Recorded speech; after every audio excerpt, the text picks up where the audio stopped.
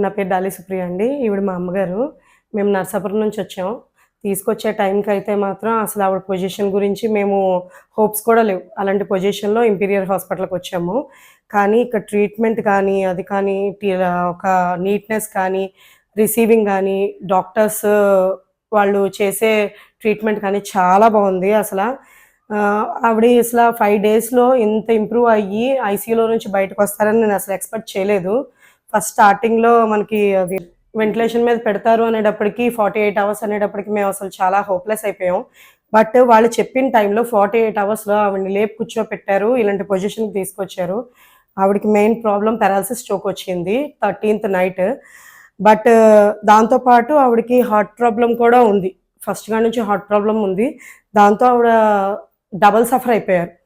అట్లాంటి టైంలో భానుతేజ అని ఇంపీరియర్ హాస్పిటల్‌లోనే ఎనస్థీషియా డాక్టర్ గారు మనకు తెలిసిన ఆయన. ఆయన హెల్ప్‌తో హాస్పిటల్‌లో జాయిన్ చేసాం. ఆయన ఎంత సపోర్ట్ చేశారో అశోక్ కుమార్ గారు ట్రీట్మెంట్ అయితే అసల ఇంకా అది ఆసమ్. ఎట్లాంటి మనిషినైనా సరే ఆయన లేపుతారన్న నమ్మకం నాకొచ్చింది. ఆయన ట్రీట్మెంట్ కానీ, ఆయన ఇది కానీ.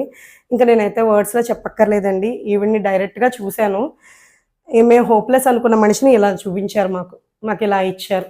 అది చాలండి. హాస్పిటల్ రూమ్స్ కానీ, సర్వీస్ కానీ, సర్వీసెస్ కానీ, ఆయా సర్వీస్‌తో సహా అన్నీ చాలా నీట్‌గా, డీసెంట్‌గా ఇప్పుడు పేషెంట్ ఎలా అయితే నలగకుండా మీరు పంపిస్తున్నారో, దాంతో పాటు పేషెంట్‌తో పాటు వచ్చిన పీపుల్స్‌ని కూడా చాలా నీట్‌గా చూస్తున్నారు, జాగ్రత్తగా చూస్తున్నారు.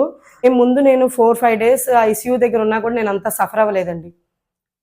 నాకు ఆ ఎన్విరాన్మెంట్ కానీ, అది కానీ చాలా బాగా నీట్‌గా, క్లీన్‌గా అనిపించింది. సర్వీస్ బావుంది. క్యాంటీన్ సర్వీస్ కూడా చాలా బావుంది.